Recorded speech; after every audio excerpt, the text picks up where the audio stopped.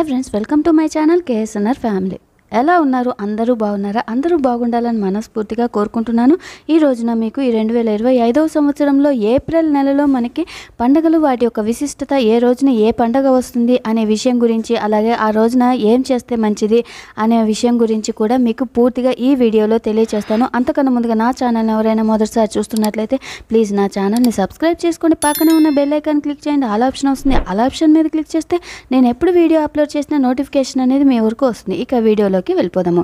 ముందుగా మనకి ఏప్రిల్ 1వ తారీఖున చైత్ర మాసంలో వచ్చే శుక్ల తదియా ఉంటుంది. ఉదయం 9:56 వరకు ఉంటుంది. భరణి నక్షత్రం ఉంటుంది. ఈ రోజున సౌభాగ్య గౌరీ వ్రతం, గణేష్ పూజ, శివ డోలోత్సవం, ఏప్రిల్ ఫూల్స్ డేగా జరుపుకుంటారు. ఈ రోజున వార్షిక ఖాతాల ముగింపుగా ఈ రోజున జరుపుకుంటారు. అలాగే ఈ రోజున బ్యాంకులకు సెలవుగా ఉంటుంది. ఈ రోజున శివుణ్ణి, గౌరీదేవిని, అలాగే విఘ్నేశ్వరుణ్ణి పూజించటం వలన శుభ ఫలితాలు కలుగుతాయి. తర్వాత ఏప్రిల్ 2వ తారీఖున చైత్రమాసంలో వచ్చే శుక్ల చవితి ఉంటుంది. ఉదయం 7:35 వరకు ఉంటుంది. తదుపరి పంచమి తిథి వస్తుంది. ఈ రోజున శ్రీ పంచమిగా జరుపుకుంటారు. అలాగే ప్రపంచ ఆటిజం అవగాహన దినోత్సవం, అలాగే అంతర్జాతీయ బాలల పుస్తక దినోత్సవం ఈ రోజునే ఉంటుంది. అలాగే ఈ రోజున లక్ష్మీ పంచమిగా జరుపుకుంటారు. ఈ రోజున లక్ష్మీదేవిని పూజించటం, అలాగే సరస్వతీదేవిని ఆరాధించటం వలన శుభ ఫలితాలు కలుగుతాయి. అలాగే వసంత నవరాత్రులు మనకి ఉగాది నుండి ప్రారంభమవుతాయి కదా. 9 రోజుల పాటు ఈ నవరాత్రులు ఉంటాయి. అందులో పంచమి తిథి రోజున అమ్మవారిని పూజించటం వలన లక్ష్మీదేవిని పూజించటం, అలాగే సరస్వతీదేవిని పూజించటం చాలా మంచిది.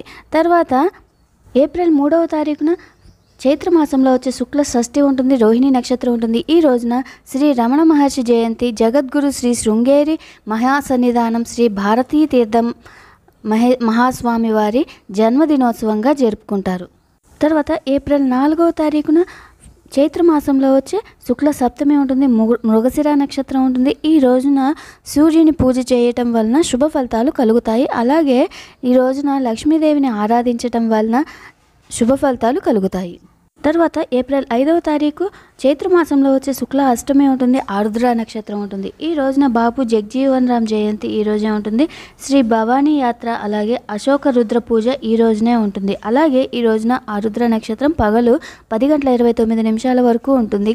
ఈ సమయంలో శివుని పూజ, శివారాధన, శివాభిషేకం, ప్రదక్షిణాలు చేయటం వలన శుభ ఫలితాలు కలుగుతాయి. తర్వాత ఏప్రిల్ 6వ తారీఖున చైత్రమాసంలో వచ్చే శుక్ల నవమి ఉంటుంది. ఈ రోజున పునర్వసు నక్షత్రం పగలు 10:02 వరకు ఉంటుంది. ఈ రోజున పవిత్రమైన రోజు శ్రీరామనవమిగా జరుపుకుంటారు. ఈ రోజున సీతారాముల వారి కళ్యాణాన్ని వీక్షించటం వలన అంతా శుభం కలుగుతుంది. పెళ్లి కాని వారికి త్వరగా పెళ్లి అవుతుంది. అలాగే సీతారాముల కళ్యాణంలో అక్షింతలు తలంబ్రాలుగా వేసుకుంటారు కదా. సీతారాముల వారి మీద పడ్డ తలంబ్రాలను మనం కొంచెంగా ఇంటికి తెచ్చుకొని బీరువాలో దాచిపెట్టుకొని పెళ్లి కాని వాళ్ళు తల మీద వేసుకోవటం వలన శుభం కలుగుతుంది, త్వరగా పెళ్లి అవుతుంది. ఈ రోజున పానకం, వడపప్పును ప్రసాదంగా శ్రీరాముల వారికి పెట్టి మనం తినటం వలన ఎండాకాలంలో వచ్చే ఎండ వేడి నుండి మనం తప్పించుకోవచ్చు. తర్వాత ఏప్రిల్ 7వ తారీఖు చైత్రమాసంలో వచ్చే శుక్ల దశమి ఉంటుంది. పుష్యమి నక్షత్రం ఉంటుంది. ఈ రోజున ధర్మరాజు దశమి, అలాగే పాలకొల్లు శ్రీ క్షీరరామలింగేశ్వర స్వామి వారి కళ్యాణం ఈ రోజునే ఉంటుంది. ప్రపంచ ఆరోగ్య దినోత్సవం కూడా ఈ రోజునే ఉంటుంది. ఈ రోజున శివుణ్ణి ఆరాధించటం వలన శుభ ఫలితాలు కలుగుతాయి.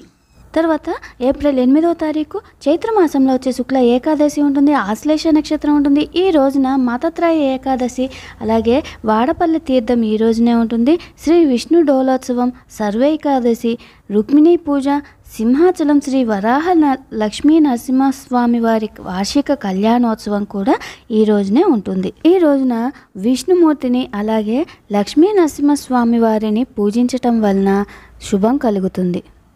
తర్వాత ఏప్రిల్ 9వ తారీఖు చైత్రమాసంలో వచ్చే శుక్ల ద్వాదశి ఉంటుంది. మకా నక్షత్రం ఉంటుంది. ఈ రోజున వామన ద్వాదశి. విష్ణుమూర్తి స్వామి దశావతారాలలో 5వ అవతారమైన వామనుడిగా ఈ రోజునే అవతరించిన రోజుగా చెప్పవచ్చు. ఈ రోజున విష్ణుమూర్తిని పూజించటం వలన శుభం కలుగుతుంది. తర్వాత ఏప్రిల్ 10వ తారీఖు చైత్రమాసంలో వచ్చే శుక్ల త్రయోదశి ఉంటుంది. పుబ్బా నక్షత్రం ఉంటుంది. ఈ రోజున మహావీర జయంతి, అలాగే రేలంగి మంటలాంబ అమ్మవారి చిన్న సేవ, అలాగే ప్రదోష వ్రతం ఈ రోజున చాలా మంచి రోజు. ప్రపంచ హోమియోపతి దినోత్సవం కూడా ఈ రోజునే ఉంటుంది. ఈ రోజున ప్రదోష కాలంలో శివ పూజ, శివార్చన, శివారాధన, అలాగే శివునికి అభిషేకం, అలాగే శివునికి ప్రదక్షిణాలు చేయటం వలన శుభం కలుగుతుంది. తర్వాత 11వ తారీఖు ఏప్రిల్ 11వ తారీఖు చైత్రమాసంలో వచ్చే శుక్ల చతుర్దశి ఉంటుంది, ఉత్తరా నక్షత్రం ఉంటుంది. ఈ రోజున శైవ చతుర్దశిగా జరుపుకుంటారు.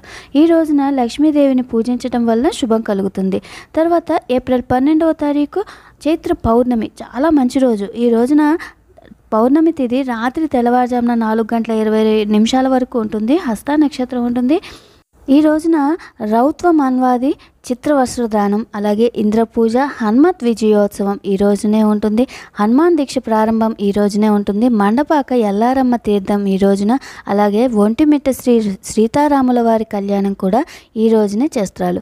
చైత్ర పౌర్ణమి చాలా మంచి రోజు. ఈ రోజున శ్రీ శక్తిపీఠ వార్షికోత్సవం కుంభాభిషేకంగా జరుపుకుంటారు. అలాగే ఈ రోజున లక్ష్మీదేవిని, విష్ణుమూర్తిని ఆరాధించటం వలన శుభం కలుగుతుంది. అలాగే ఈ రోజున శనివారంతో కలిసి వచ్చింది. ఈ రోజున హనుమంతుడిని పూజించటం వలన చాలా శుభం కలుగుతుంది. అలాగే శని దోషాలు ఉన్నవారు ఈ రోజున హనుమంతుడికి పూజ చేయటం వలన శుభం కలుగుతుంది. ఈ రోజున సీతారాముల వారి కళ్యాణాన్ని ఒంటిమిట్టలో వీక్షించటం వలన కూడా మనకి చాలా మంచి జరుగుతుంది. తర్వాత ఏప్రిల్ 13వ తారీఖు చైత్రమాసంలో వచ్చే బహుళ పాడ్యమి ఈ రోజున పూర్తిగా ఉంటుంది. చిత్తా నక్షత్రం ఉంటుంది. ఈ రోజున మేష సంక్రమణ ప్రారంభం ఈ రోజునే ఉంటుంది. తర్వాత ఏప్రిల్ 14వ తారీఖు చైత్రమాసంలో వచ్చే బహుళ పాడ్యమి ఉంటుంది. స్వాతి నక్షత్రం ఉంటుంది.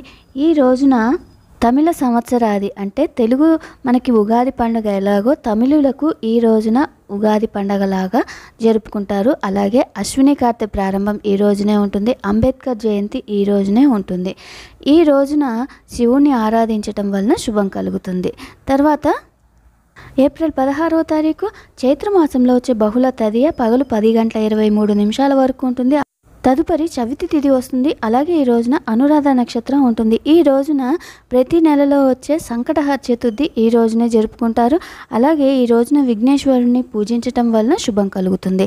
తర్వాత 17వ తారీఖు చైత్రమాసంలో వచ్చే బహుళ చవితి పగలు 12:01 వరకు ఉంటుంది. జ్యేష్ఠ నక్షత్రం ఉంటుంది.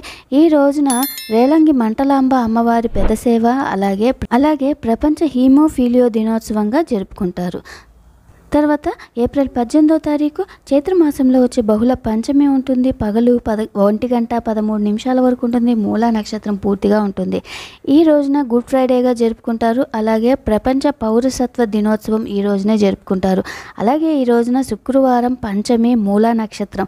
ఈ రోజున చాలా మంచి రోజు. ఈ రోజున సరస్వతీదేవిని పూజించటం వలన శుభం కలుగుతుంది. తర్వాత ఏప్రిల్ 20వ తారీఖు చైత్రమాసంలో వచ్చే బహుళ సప్తమి ఉంటుంది. పగలు 2:09 వరకు ఉంటుంది. ఈ రోజున పూర్వాషాఢ నక్షత్రం ఉంటుంది. ఈ రోజున భాను సప్తమిగా జరుపుకుంటారు. అంటే సప్తమి తిథి ఆదివారం రెండు కూడా కలిసి వచ్చిన రోజున భాను సప్తమిగా జరుపుకుంటారు. ఈ రోజున సూర్యుని ఆరాధించటం వలన అనారోగ్య సమస్యలు ఉంటే తొలగిపోతాయి. అలాగే ఈ రోజున ఈస్టర్ సండేగా జరుపుకుంటారు. తర్వాత ఏప్రిల్ 21వ తారీఖు చైత్రమాసంలో వచ్చే బహుళ అష్టమి ఉంటుంది. ఉత్తరాషాఢ నక్షత్రం ఉంటుంది. ఈ రోజున జాతీయ పౌర సేవా దినోత్సవంగా జరుపుకుంటారు. తర్వాత ఏప్రిల్ 22వ తారీఖున చైత్రమాసంలో వచ్చే బహుళ నవమి ఉంటుంది. శ్రవణ నక్షత్రం ఉంటుంది. ఈ రోజున కొండపాటేరు పోలేరమ్మ తిరునాళ్ళ ఈ రోజే ఉంటుంది. ప్రపంచ భూమి దినోత్సవంగా జరుపుకుంటారు. అలాగే శ్రవణ నక్షత్రం కారణంగా ఈ రోజున వెంకటేశ్వర స్వామి ఆరాధన, అలాగే వెంకటేశ్వర స్వామి వారి కళ్యాణాన్ని వీక్షించటం వలన శుభం కలుగుతుంది. తర్వాత 24వ తారీఖు ఏప్రిల్ 24వ తారీఖున చైత్రమాసంలో వచ్చే బహుళ ఏకాదశి పగలు 10:14 వరకు ఉంటుంది. శతభిష నక్షత్రం ఉంటుంది. ఈ రోజున మతత్రయ ఏకాదశిగా జరుపుకుంటారు. జాతీయ పంచాయతీ దినోత్సవంగా జరుపుకుంటారు. అలాగే ఈ రోజున విష్ణుమూర్తి ఆరాధన చాలా మంచిది. తర్వాత ఏప్రిల్ 25వ తారీఖు చైత్రమాసంలో వచ్చే బహుళ ద్వాదశి ఉంటుంది. పూర్వభద్ర నక్షత్రం ఉంటుంది. ఈ రోజున ప్రదోష వ్రతంగా జరుపుకుంటారు.